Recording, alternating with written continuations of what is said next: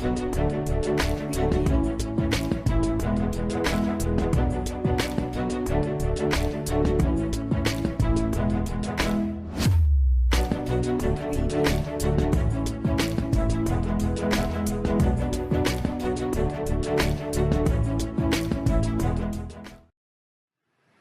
there, welcome to another episode of Boss Up, where we talk about how to start, grow, and sustain your business. I'm Nicole Jones, your host, and today, if you are in the entertainment industry, production industry, you're going to want to stick around for this episode. Today, we have Wayne Overstreet as our speaker, and he will be talking about the entertainment industry and production background and what that actually looks like and what you should consider if you're looking to be in this space. Hi, Wayne. How are you? Hi, Nicole. I'm great. How about yourself? Awesome. Awesome. I am doing well. Thanks for joining us today. So I'm excited that you're here because I don't know if you heard or not, but Atlanta is considered the new Hollywood of the South. So to have you here today to talk about, being in the industry for over 20 years in terms of production, you've worked with some of the greats. I mean, I could list names all day: BET, TBS, through the Wolf Brothers Pro, and then now you're with Go Media Productions as the co-CEO of this particular company. Still, within the industry and sharing details and pretty much a one-stop shop, if you will, when it comes to production. So I'm excited you're here. Well, I'm thankful. Look, excuse me. I'm humbled to be here. Thankful and grateful. Thank you for having me. Thank you to the entire Hope family for choosing me. There's so many people in the industry you could have chosen. So I am thankful and grateful and excited to share. Nice, nice. Well, I just gave like a little tidbit of information of like where you are, how long you've been in the industry, and some of the great companies that you've supported or networked with and collaborated with. Can you share a little bit more details about your start in this space? Sure. I started on the post-production side. Actually, I started in music, managing artists, and then I saw a unique opportunity to go into the production space on the post-production side, which honestly, not as many African Americans exist in that space. So I started off managing one of the top post facilities in the Southeast, Wolf Brothers Post. I was there from 99 till 14, believe it or not. In 2014, God told me it was time to leave and start Overstreet Production and Post. And at that time, I started Overstreet Production and Post. But in my tenure at Wolf Brothers, we had clients that I managed, cultivated, and brought on, such as TBS, TNT, Cartoon Network, all the Turner Broadcasting Networks, TLC, Discovery, TV One, you name it. Pretty much, we were very fortunate to have relationships with a lot of those particular networks. And then when I started Overstreet, I was really fortunate to get a lot of TV One projects with Roger Bob. I work with Roger Bob. I work with Rob Hardy. Some of the people I work with at the networks are heads of networks like Lifetime at this point. There's Amy Winter there. There's so many people that I was fortunate to work with. Lamar Chase at TV One and Robin Green Arrington. And I could go on and on with the people who really provided me opportunities to grow and to cultivate those relationships and be able to utilize them when I started my own company. I have to start by thanking God, who's at the forefront of everything I do. I truly believe I can do all things through Christ, and I thank God for that woman He sent me, my wife Ramona. My wife Ramona. I guess I'd be remiss if I didn't say Ramona DeBro, who's Ramona Overstreet now, but of course on the radio here in Atlanta, she's known as Ramona DeBro, and nationally with all of the media stuff that she does. She's my biggest supporter and fan, and without her, when God told me to leave that steady job, if I didn't have her full support, I couldn't have done that. So Yeah. that allowed me to step out on my faith and know that, hey, if you take that step, God will sustain you because He is our source. And I truly believe that. But it's when the bills are coming, it's always something that's a little nerve wracking for all of Yeah. us. But I've learned that you if you want great things, you have to be willing to take risks.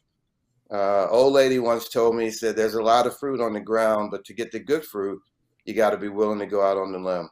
And I've always Mm, remembered that, and always tried to keep that as part of my philosophy in life. And I then love that. yeah, I love so that. yeah, we gotta be willing to take chances and believe in ourselves, and really more so believe that He's the source, He's the provider, and He will continue to do so. It's not our job, it's not even us or our greatness. It's His grace and His kindness towards us that if we're obedient and we serve Him, He will sustain us. And so many of us have dreams that we in some cases don't pursue. But I would encourage everyone, please pursue your dream. Be practical, be pragmatic, be plan for it. Don't just leave yourself or your family in a bad situation. I always tell people, prepare for what you want to do next while you're doing what you do, because you're much more attractive to a prospective client or business or job if you're currently employed or if you're currently in that field.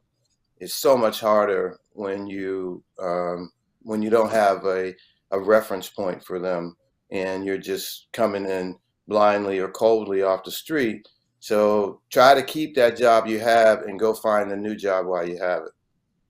Yeah, yeah, and I feel like we're currently in this phase where they're calling it the Great Resignation, if you will, Oh, nice. where essentially a Nice. lot of people are doing what, in fact, what you just mentioned in terms of, they have a 9 to 5, but they actually want to leave that to start their own business, their own company, what have you. They may have already started it live in their current space, or they plan on launching it as soon as they, step out. So it's about cultivating it. And it sounds like, well, a lot of the things that you did was cultivate some relationships as well throughout that process. You named a lot of heavy hitters, some big names globally, and some big names that are here in Atlanta that we know and love. So, in terms of getting your start in this space, what would you say is the best advice in terms of making sure that you have that groundwork and that foundation, and that the relationships are there when you're in the start of the industry of media? Well, I would say to the groundwork and the things that are important to have in place to help you to pursue that goal in this industry or to grow in this industry is always be willing to serve. Always make yourself available. I always tell people when you're on set, be willing to be a PA, whatever it takes if you really want to be in this space, because there's always people will recognize your abilities and talents if you make yourself available. If you're a PA on set, then do whatever it takes, do whatever is needed, volunteer. Um, you have an opportunity to impress some people that are really in a position to elevate your career and to give you opportunities. And, if you show them that you're willing to work, they can see that you're capable of more than what you're currently doing. Yeah, Most people in this business are visionaries or have a eye for talent, because it's part of the skill set that makes a great producer is recognizing talent, whether it be in front of the camera or behind. So if you display your skills in a manner of just being on time, being early, as they say, early is on time, being willing to stay late, not mumble and complain the whole time you're there. Not, I always call those people like some people old enough remember the Flintstone show, and at 5 o'clock the whistle blew, and Fred slid down the dinosaur's back, and they clocked out and they were gone. And it's hard in production. It just isn't such a set schedule. You don't get off at 5 every day. Sometimes you work 10 and 12-hour days, and You just got to be willing to put in that time, put in that effort, and show that, hey, I'm here. If we need to stay late, I'm here. So, and I think that makes the difference. The people who want to come and leave on time, take lunch on time, walk around with their coffee in their hand when they're working, those people will struggle, and they won't get the opportunities that they really that could be afforded to them. Yeah, sounds like you actually need to take some a lay of the land, take and understand the environment that you're in and places that what you need to do in order to get to where you want to go. So you have to take into account a lot of different things that other people are not willing to do. If you're one of those people that clocks in, clocks out, maybe the production industry is not something to consider, but maybe it's a different part of the production industry. Maybe it's not being a PA, but maybe it's a different department within that space.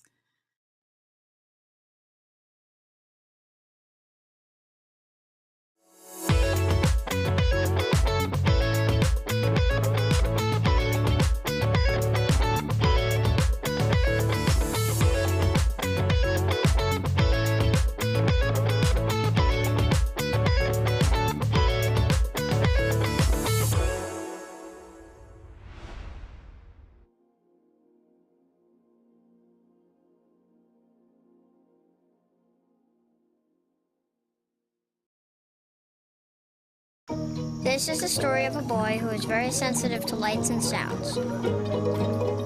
So he built secret hiding places where nothing could get in. The boy didn't like looking people in the eye. It made him feel uncomfortable. One day, he found out he had something called autism. His family got him help, and slowly, he learned how to live with it better. Early intervention can make a lifetime of difference. Learn the signs at autismspeaks.org.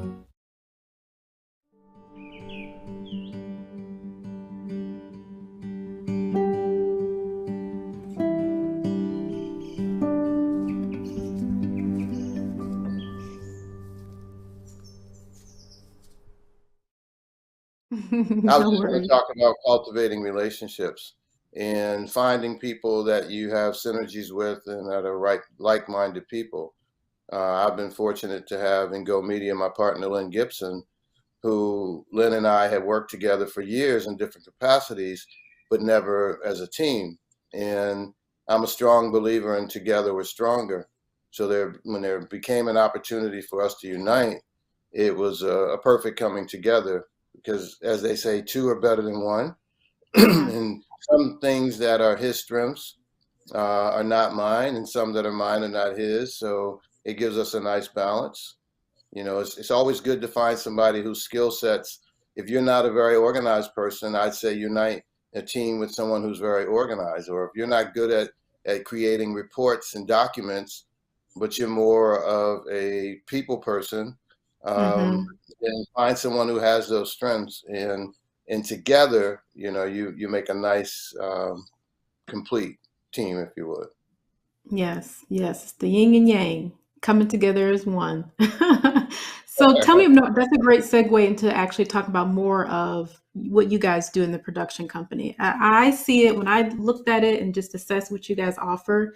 It's almost like the Amazon of or one-stop shop of production. Like you help with the casting, you help with pre-production, post-production, you help with calls, like just different things that you guys offer. Can you give us an example? We talked about, getting into the space, cultivating those relationships and how you get started. What does it look like if we are actually a client of yours going through the process? Like what's the high level overview of what that process looks like? A high level overview of that process would be we like to say from concept to completion. So anything that you would need to get a production from your mind, from the paper and your script to a completed film or television show that's broadcasting. We help with casting, as you mentioned. We help with development, things like attaching the cast. We've come up and we've seen over both of us 20 years in the industry have seen how some projects get completed and others don't.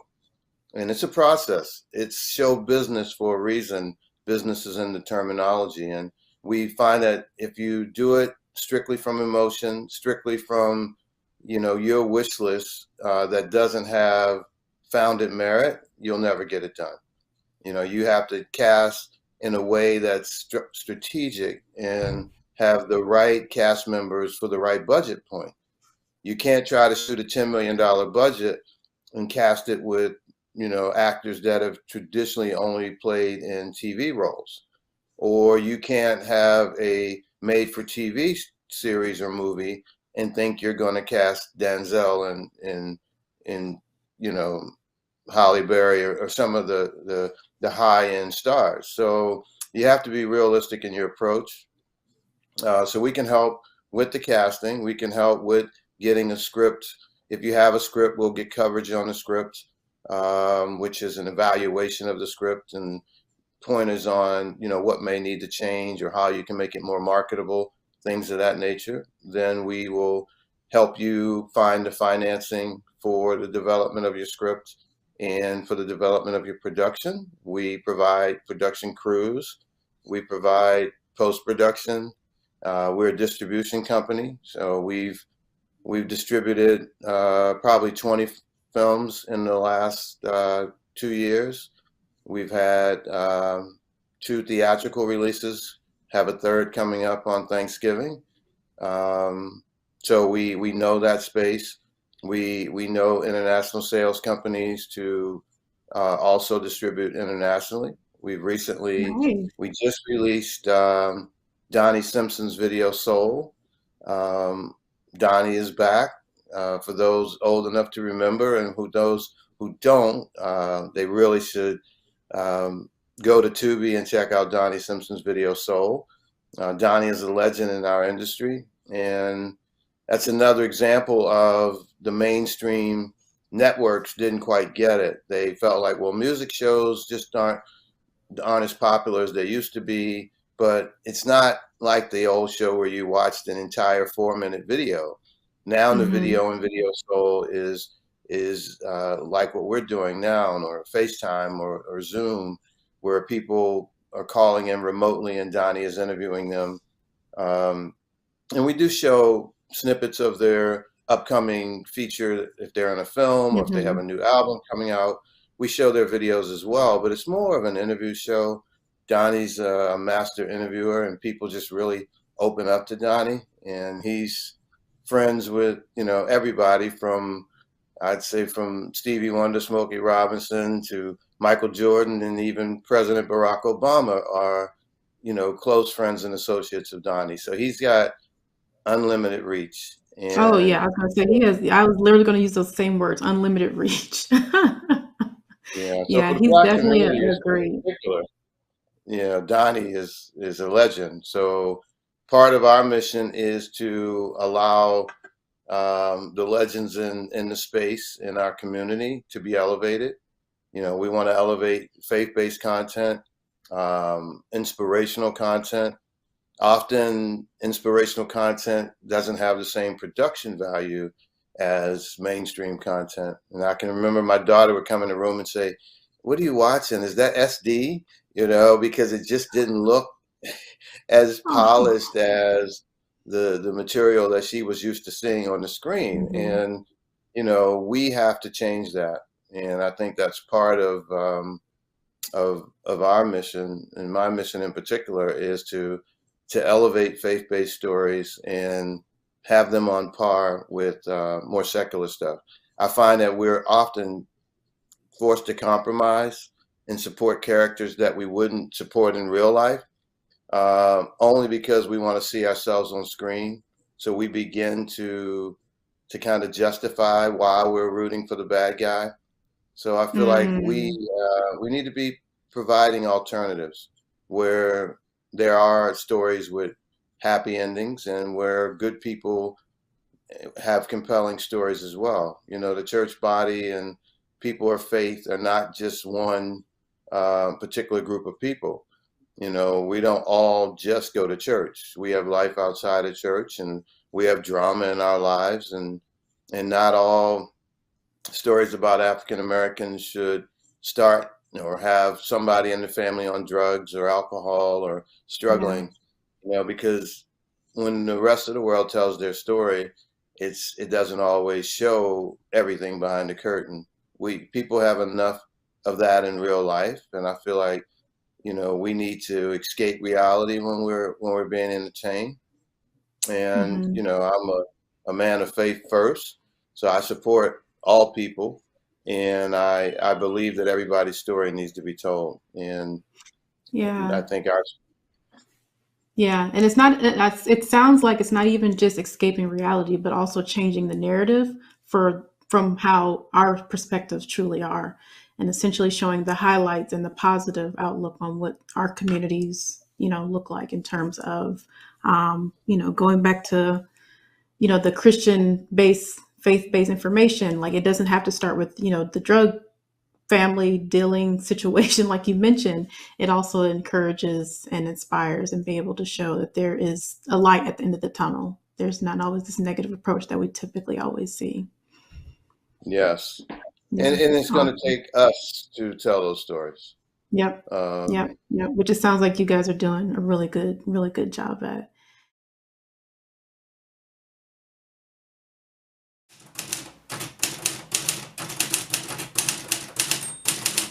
Have you seen more people now trying to do wills and estate planning now that we've gone through it, are still going through the COVID-19 phase of our lives? I've seen a lot more people trying to do that, to have wills, to have healthcare directives, to even to the point of having living trust. For example, a will goes through probate, so it's public knowledge. The trusts are not public knowledge, so families are really starting to take a hard look at what if I'm incapacitated.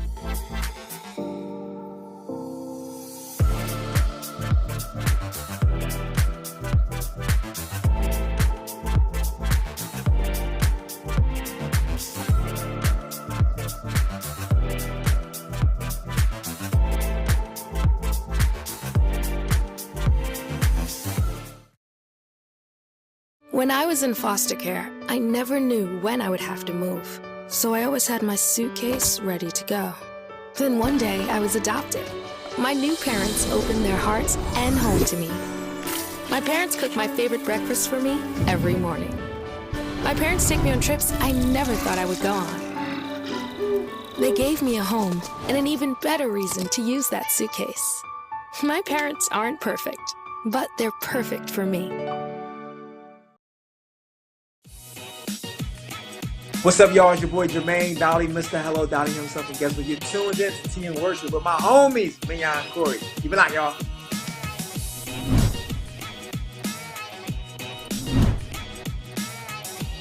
Hey y'all, it's Candy West, and you're watching Tea and Worship with Mignon and Corey.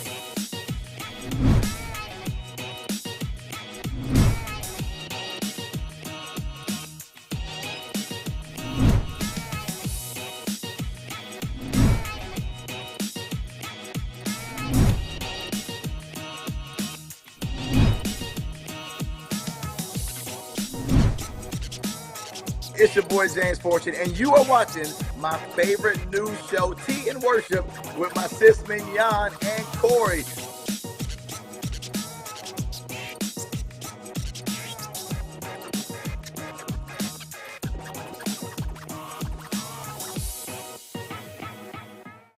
You come with a lot of knowledge.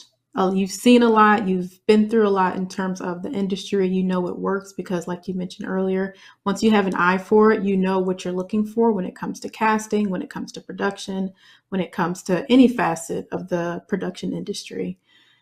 When we think about those who are listening to this and they want to tap into one of those spaces, whether it's a script writer, whether it's the producer or the PA or what have you, what are some of the misconceptions that people walk into this space with that you want to, debunk right now on this on this interview in terms of media and production?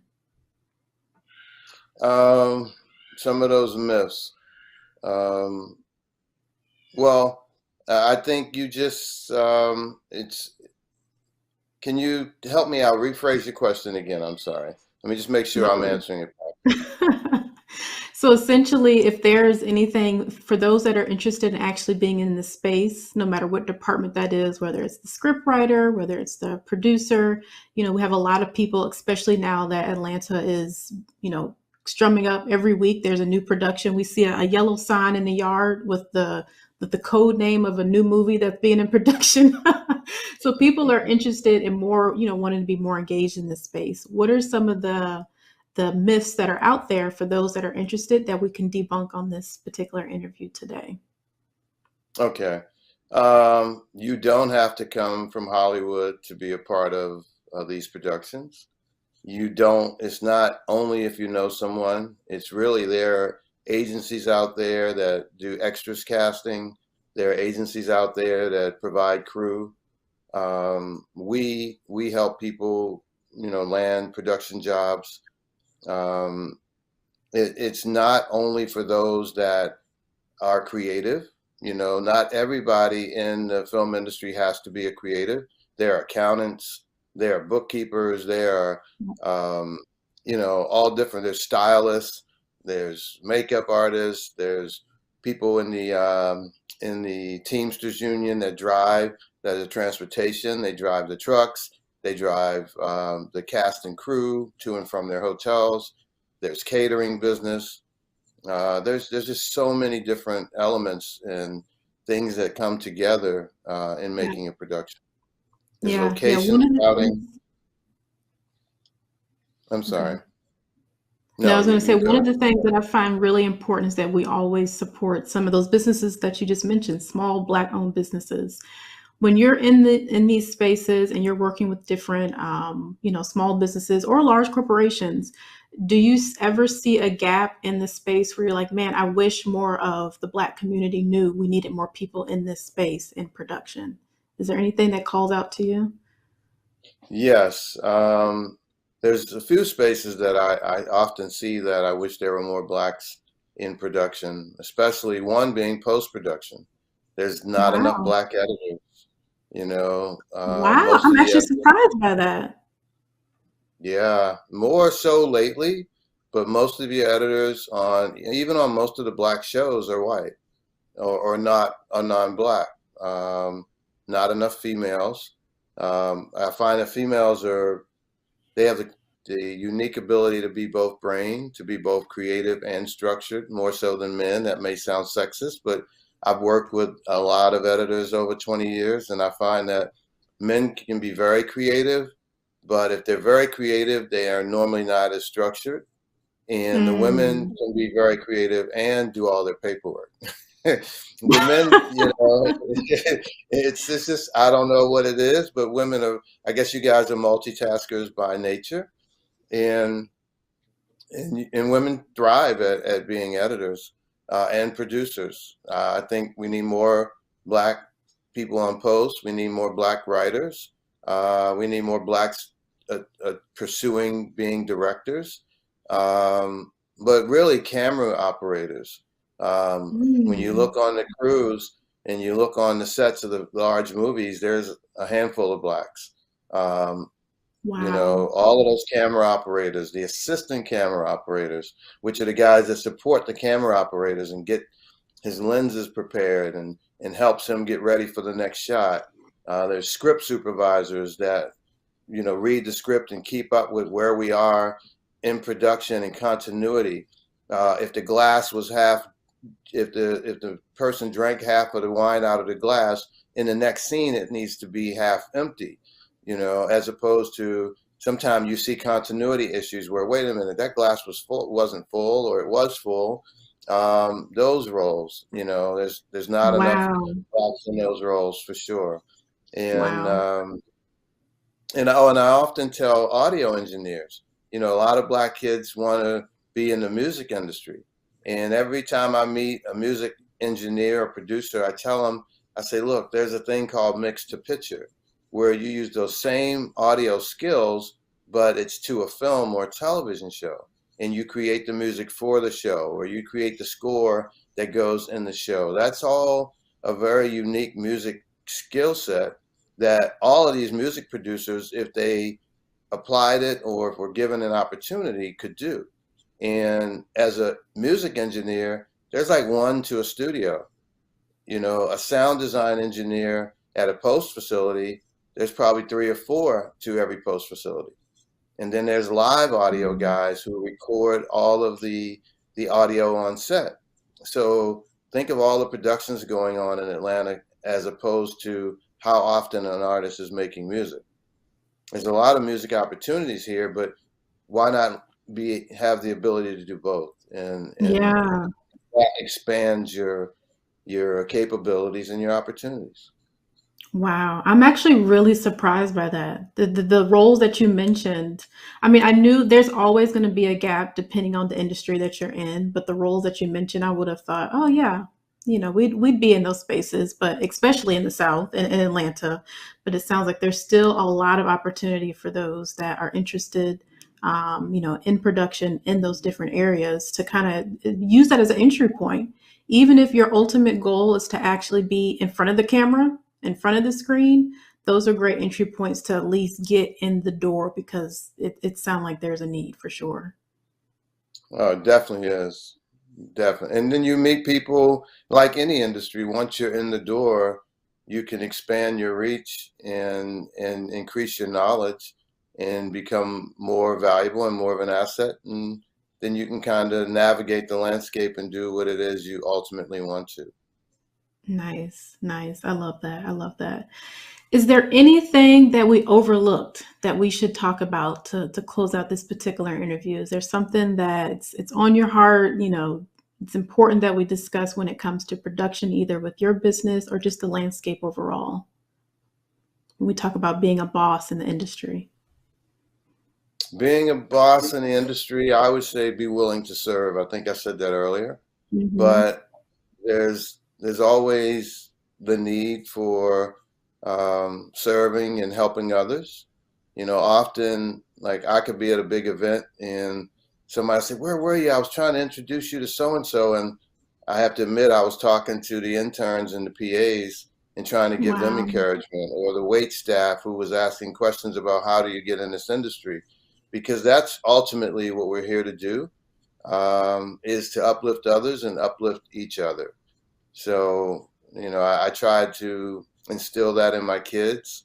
Uh, my kids they're not perfect, but they're good people, decent human beings. And so I'm most proud of that, and, I've been fortunate to have the Reverend Dr. C.T. Vivian, may he rest in peace. He was a mentor to me, and he taught me about, while he was at the forefront of the civil rights movement, often he's not in the pictures. And he said, well, son, somebody had to get the work done.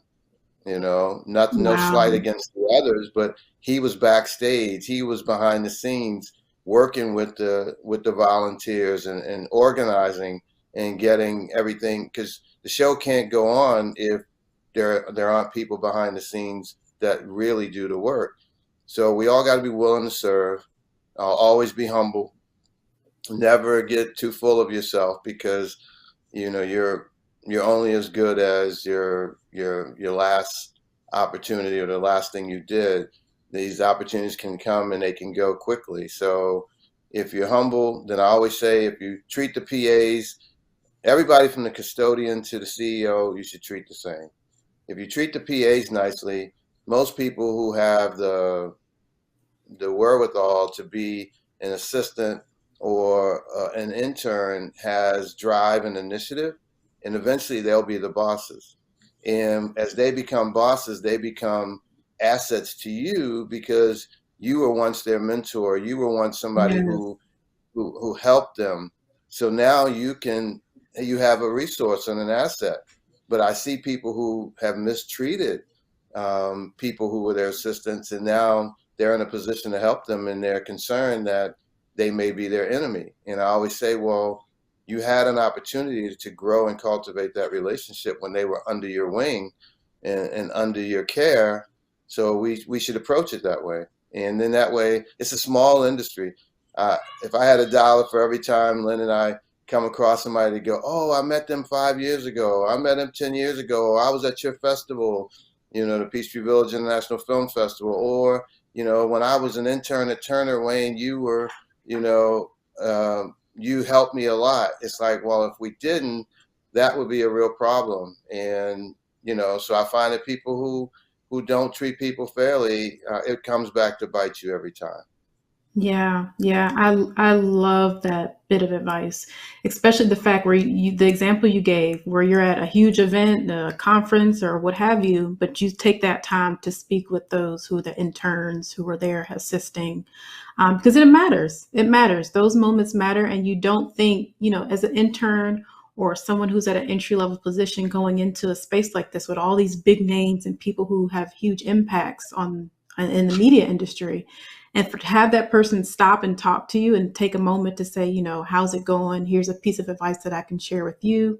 You know, even if you don't talk to anyone else because you're running around getting coffee or whatever they're doing on the set, you know, having that moment to speak with them is a huge impact. And then what you would want them to do is a ripple effect, where then when they get to your position, they can remember and do the same to someone else as they go into the same spaces. So that's amazing. I love that.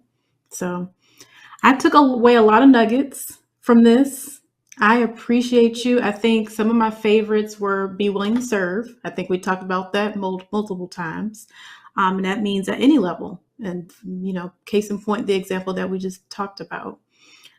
Being able to, I think the quote that you mentioned was not pick up the fruits that are on the ground, but be able to go out on the limb, be able to make certain sacrifices and be able to do and, you know, be engaged and be aware of your environment and understand what you need to do in order to be and reach the success that you actually want. So I think those two were like the big nuggets for me today. So thank you. Thank you for having me. I really appreciate it. Appreciate all of you guys, you know, Pastor Smith and Benson and the whole Hope family. You know, it's an honor to be here. It's an honor that you've chose me. And, you know, kudos to you, Nicole, and much success in all you do. And hey, if there's ever anything I can do for you in your career, or please don't hesitate to reach out. I'm sure we'll all be working together as, you know, Hope TV is really growing and making its mark in the industry. So Yes. exciting times for all of us. Yes, for sure. For sure. Thank you. Thank you. Well, thank Thank you you. guys for watching Boss Up today. Thank you again, Wayne, for being with us today. Wow, guys, if you guys didn't take anything from this, you missed out. Go back and rewind and watch this again because there was a lot of information, especially if you are in the production space. We even went down so far as to talk about areas where there are gaps in this particular space. So be sure you stick around, find out more about Wayne and his industry and how you can be more engaged in production overall, either here in Atlanta or globally. But make sure you stay tuned to Boss Up and look out for our next episode.